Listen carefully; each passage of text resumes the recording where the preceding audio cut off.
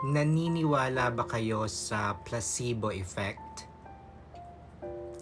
This is the power of our brain. Well, based sa study, ang placebo effect is an inactive substance that looks and tastes like the drug being tested but has no effect on the disease. Meaning to say, para siyang dummy pill or dummy treatment. Ini-instilled lang nila sa atin na kapag ininom natin yung gamot na to, gagaling na tayo.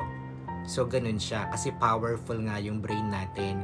'Di ba kapag nagpapakonsult tayo sa mga doktor, kapag may sakit tayo, sinasabi ng mga doktor, o inumin mo tong gamot na to, bilhin mo to, inumin mo, para gumaling ka na.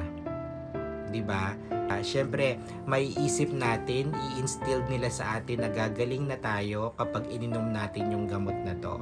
Ganun siya. Kasi nga powerful yung brain natin. Yun yung placebo effect. Everything is possible kapag inisip natin na mangyayari. Kasi nga, powerful yung brain natin.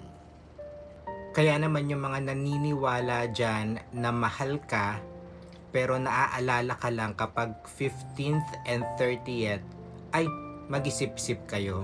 Baka hindi yan placebo. Baka ibang Yun. boyan.